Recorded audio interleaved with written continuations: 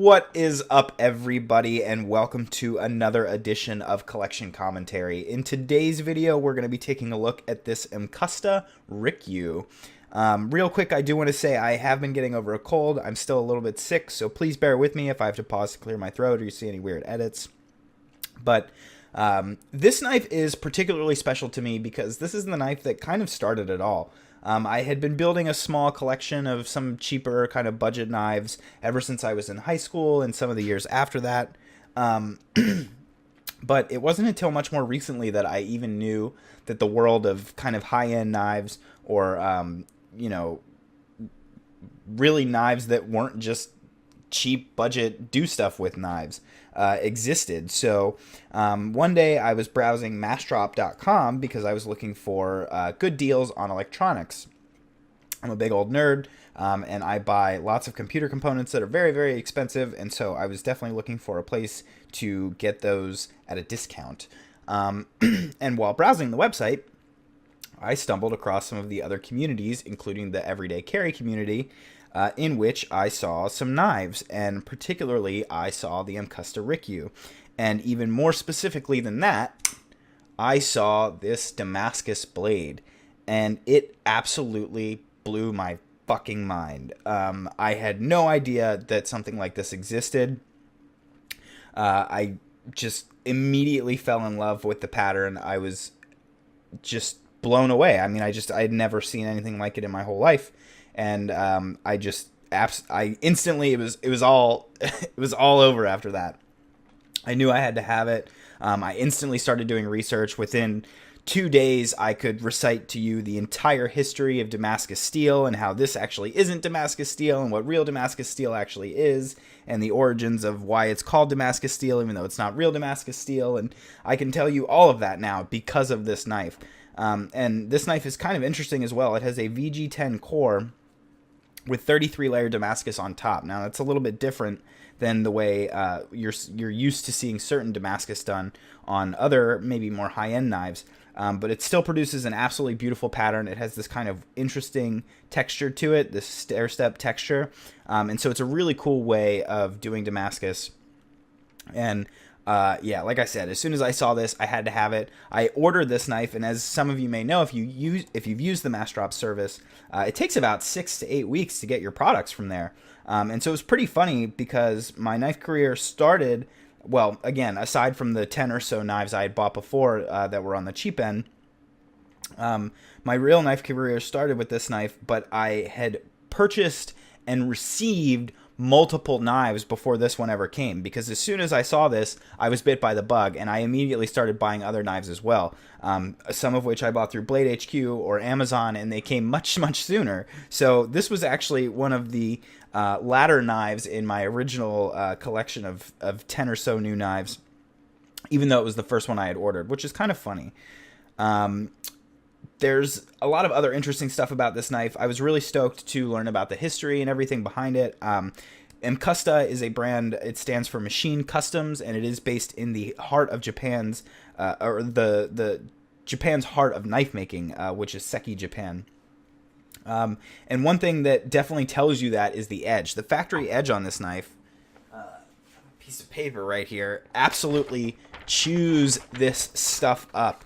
Now, it's not unusual for a knife to come out of the box sharp, although I have definitely gotten some knives that are much less sharp than others. The 604D, for example, while my favorite, did not come out of the box very sharp and remains not that sharp to this day. However, this is a whole other level of sharp. I've already chewed through tons of stuff with this knife, and it just doesn't care. It's really... it just loves the stuff. It just loves paper. Well, you can see it's actually starting to catch now because I probably went through about 5 sheets of paper with this thing just the other day, but it really...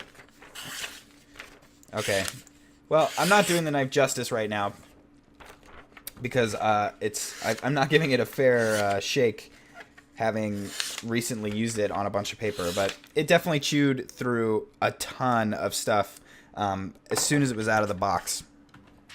And it really provided no problems at all. So I was super happy with that edge. It definitely speaks to Japan's kind of knife culture to ship the knife with an edge that was absolutely hair-popping, razor sharp.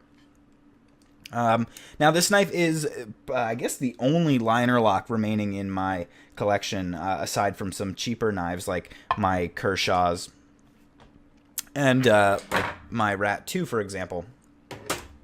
However, I really like the lockup on this knife. It's got a very kind of resounding sound to it.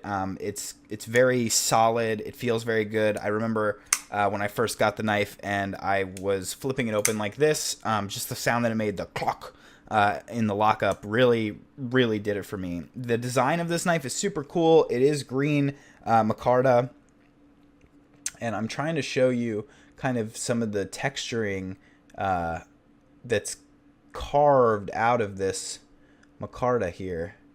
The whole thing is carved. And so it feels really good in the hand. It's got smoothness to it that feels really comfortable, but also kind of because of that texturing, it does have some grippiness to where you can really get some solid purchase on the knife. It does have some of these designs carved in there, which I could not translate. I apologize. But I absolutely fell in love with the design of this knife. It comes in some other versions, some different micartas and other colors and stuff, and non-Damascus versions. This was the only version of this particular knife that I wanted. I ended up owning 2 more MCustas as time went on that have since left my collection. But this one is, you know, it's with me to stay. It was the first one. It was what sparked it all and what really started the hobby for me. So there's no reason for me not to keep it at this point, I don't think. The knife is 8.5 inches long, so it is much bigger than some of other MCusta's other offerings. So if you're looking for something from them that's a little bit bigger, I definitely recommend this. You'll notice it doesn't have a pocket clip. It does come with this premium carrying pouch, though, that has a belt loop and a pretty solid button lockup, and the Rikyu just slides right in there, and that's pretty solid. So it's not going to get hurt or go anywhere when it's in that pouch. One other thing I want to talk about this with this knife is the name. So I looked up Rikyu and Japanese history, and it has kind of a cool background, which I particularly like because of the colors of this particular handle. So the knife was named after Sen no Rikyu, who is considered the historical figure with the most profound influence on chanoyu, which is the Japanese way of tea, particularly the tradition of wabi cha.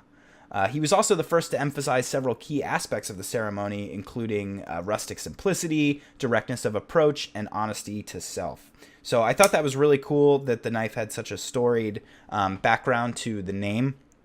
And I don't know about you guys. I'm a big fan of Japanese culture. I have a lot of history in the video game world, so Japanese culture is very close to that. And so I did spend some time learning the language, some of the basics, and I would love to visit Japan at some time in the future. So yeah, I have a lot of respect for their culture, and I just thought that this knife really summed up a lot of that for me and was such a good fit for me when I originally saw it. So thanks so much for watching, guys. If you like this video, please give it a like. If you would like to see future videos with knives that are a lot more expensive than this one, then please do subscribe. Check me out on Instagram here, and I'll see you next time.